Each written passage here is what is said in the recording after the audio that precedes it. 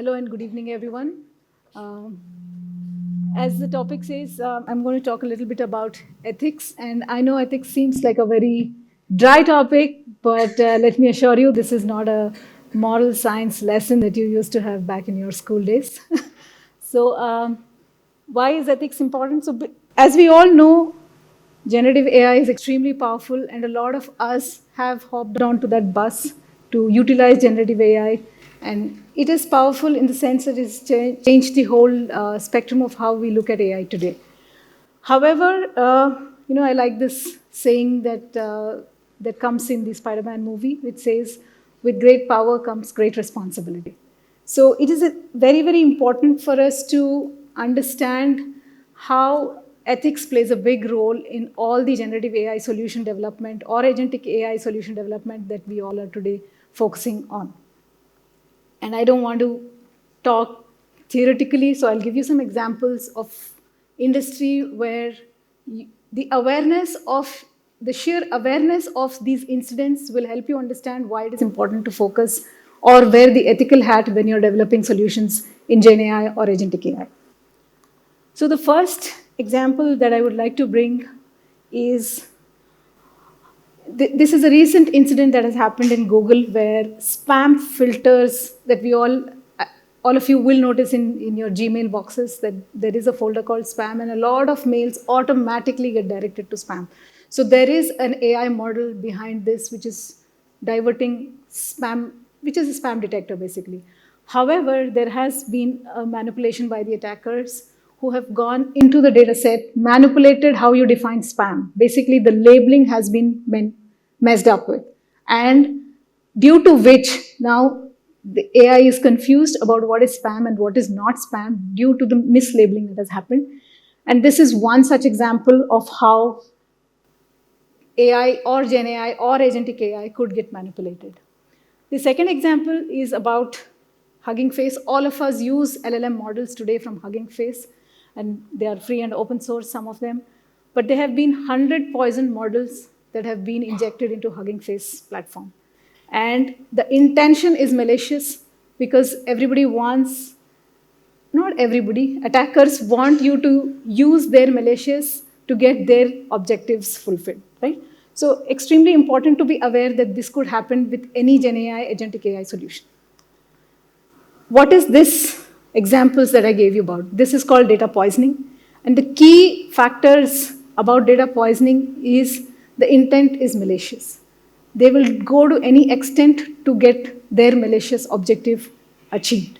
And how do they do it? There are 4 different ways. I will not delve into the details of how this happens in the backend, but just for you to be aware and read when you go back into your solution development is backdoor attacks. The second is data injection. So when you feed malicious data into the system through backdoor entries, it is one of the ways to bring in malicious content into your solution. The third is mislabeling, like the spam example is actually a mislabeling example. And the last is the data manipulation.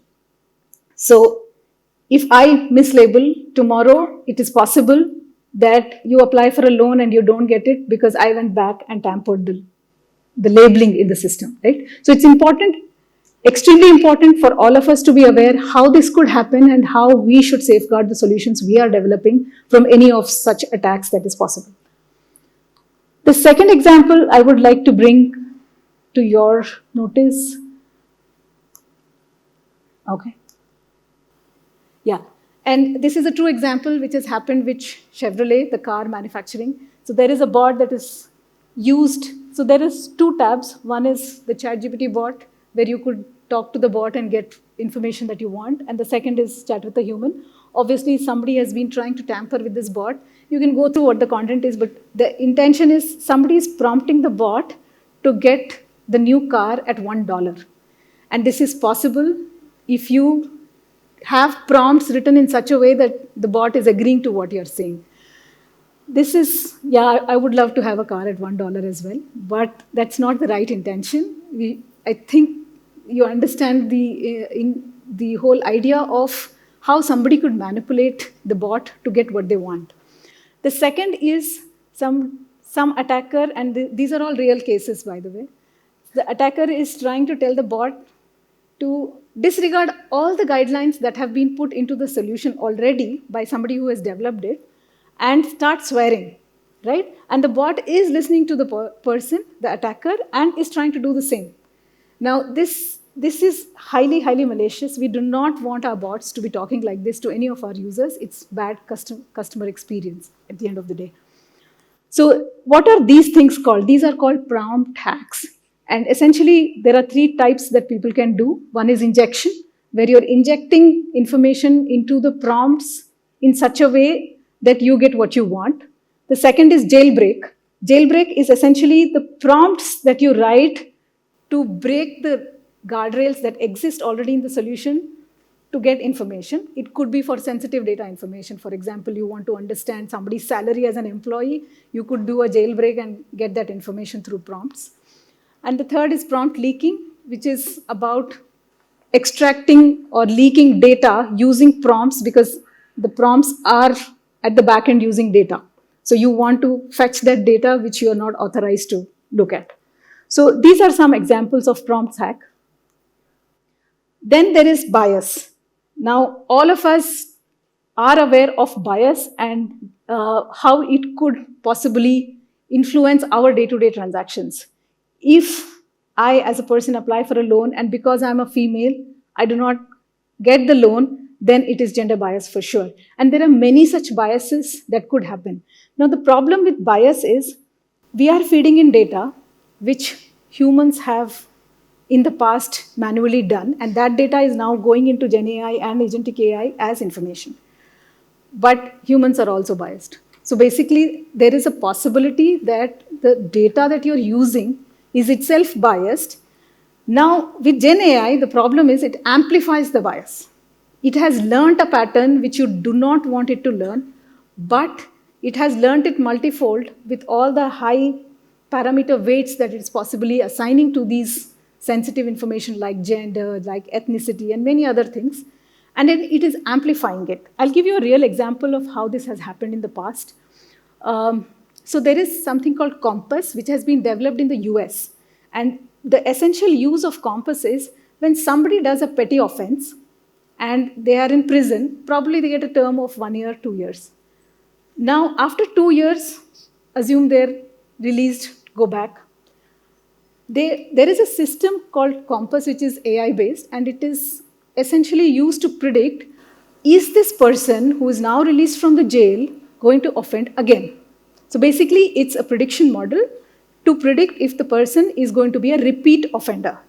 Now, all the data that is possible about the prisoner has been passed to this AI solution, and it has built a good, accurate prediction model. Now, what has happened with this? By the way, this solution is no longer being used, and the reason is this. What it did, it has taken all the data, it has learned some pattern, and this is a stereotyped pattern that it has learned, that black offenders are twice more likely to offend than a white offender as a repeat offender, right? This is a pattern it has learned. However, do you agree that it looks biased? Absolutely, right? We do not want such patterns to be learned by the Gen AI solutions or agentic AI solutions that we are building.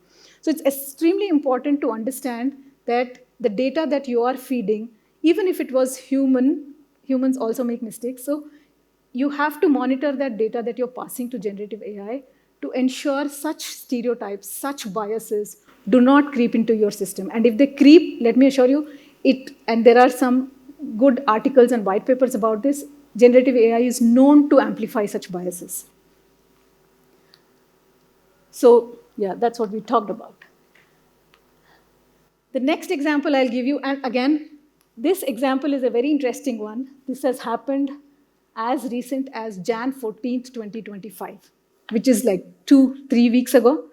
So if a lot of people tell me, oh, hallucination is no longer a problem, right? But look at this use case.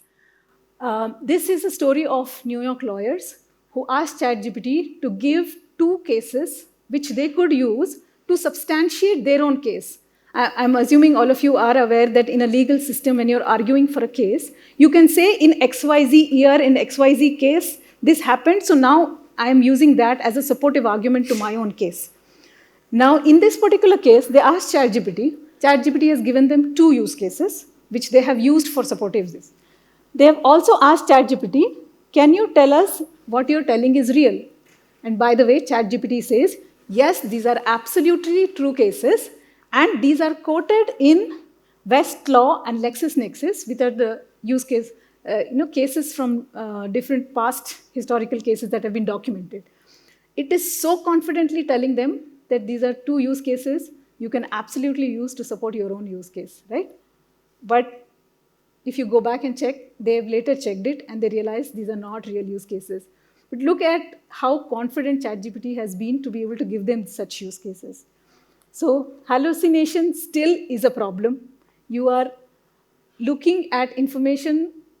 Well, there's so much being generated by ChatGPT or generative AI solutions. It's hard to now start saying which is real, which is not real. We are at that stage. So it's important for us to understand how, when we build solutions, we have to focus on ensuring zero is not possible, but minimize the hallucination that your solution could look at. The next use case, and again, this is super interesting as well. So New York Times has now filed a case on OpenAI, by the way. On what basis? So they have found many, many examples where the bots have recreated exact same articles which they have published in their previous papers. Now, and very similar to that, this is one such example. This is the output of ChatGPT. I'm not going to read the whole thing. You will get the slides if you want, but this is an exact copy of what New York Times had published, and this is the article that has come from ChatGPT when asked on a similar prompts that they have given. There's also another use case where you see, all of you know this is Thanos from that movie. I don't remember the name of the movie, but yeah, and there is a list of prompts that is available, by the way, on the internet. You could use the exact same prompts and develop the exact same image of this character, Thanos, right? So what does that tell us? There is no way to find originality anymore. There is a new problem of plagiarism. Every time somebody is writing a new article, there is no way to find out, is this person's original or this is somebody else's that you're just taking from these bots and copy paste, right? So there is this problem. There is no mechanism today to have data provenance. People are trying to trace back in their generative AI solutions of where did the solution, this response came, but can I trace back and say which article, which document did this response come from, right? But the whole purpose of LLM is that it is giving you response from a collective resources. Now it's hard to pinpoint and say which document did the answer or response come from. So it's important for us to have these in the back of our mind when we are developing such solutions.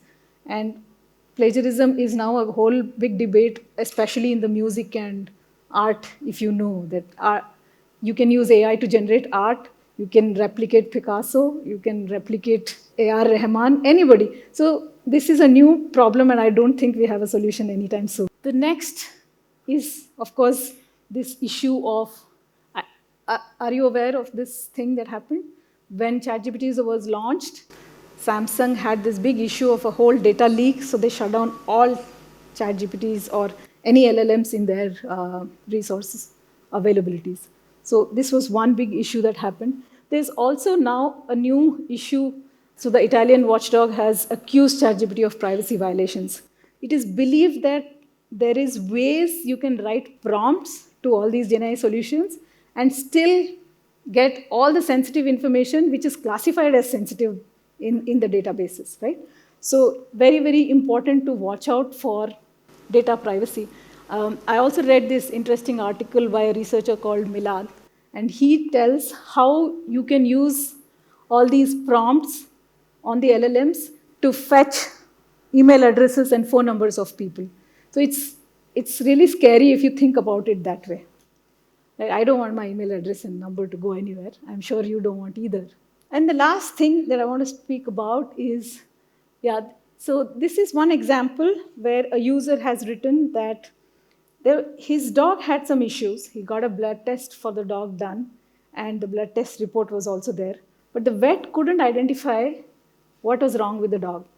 However, he put this blood report and the symptoms of the dog and fed it into ChatGPT. And very, very precisely, ChatGPT could actually say what the issue the dog is. This is a really good thing. Yes, we all want ChatGPT to do that for us, for humans also. There is another scenario where there is a test image of a husky, and ChatGPT in one situation has identified this truly as a husky, and in another situation, it has actually predicted it as a flute, but because it's looking only at the leg or probably something like that. Now the problem here is, if you ask it, why did you find this as husky? Why did you find this as flute? The explanation that it gives is exactly the same. So in this particular case where it actually did a good job, if you ask for an explanation, there is no clear way to know how it arrived at that solution, right? So there is a huge problem of explainability. Now, if there is a problem with explainability in LLMs, which is what black box models are for. However, I like black box models. I'm not against black box models because human brain can think in 3 dimensions max. It's impossible for us to talk in 5th, 6th, 7th dimension of patterns that we can identify, right? But a machine learning algorithm like a black box can be used to solve these higher dimension problems or more complex problems, which is beyond the scope of integrally explainable models. So black box models are good, but I think the problem arises when there is a risk to these black box models, especially in situations of healthcare, like the previous discussions where I heard about medical imaging and all. You do not want to tell a person that you have a heart disease or cancer without being able to explain to him why you're saying so. You need explainability in certain scenarios, especially sensitive scenarios. Same goes with criminal justice, right? You need to know why you're blaming somebody as a repeat offender. You need to explain this logically to somebody to be able to convince and help them trust this ecosystem, right? So it's important to understand black box models should be used very cautiously and in certain areas only, not always. So what do we do to minimize? So I spoke about a lot of problems. It's not like I'm asking you not to use generative AI. Please use generative AI, but put in guardrails. It's important to ensure that whatever you're building and developing has certain rules and regulations which will help you minimize all the risks that we spoke about. The first one is, if it is possible, desensitize your data. So don't put gender, don't put age wherever it's not necessary. In certain scenarios, yes, because a definition of sensitive data or PII information varies across industries. If I'm in the bank, I'm applying for a loan, I shouldn't be a child. You want to make that check for sure, so you need to know my age. However, probably you shouldn't use gender. So each industry could possibly have different definitions of PII. Follow those industry definitions, but wherever not required, just don't dump data for the sake of dumping into the solution. Second is content filtering. Now, with all these GenAI RAG solutions, you can upload your own data. But how do you control who is uploading what data? Somebody could be putting in something highly unprofessional, and you would want to control that. So content filtering is also an important aspect.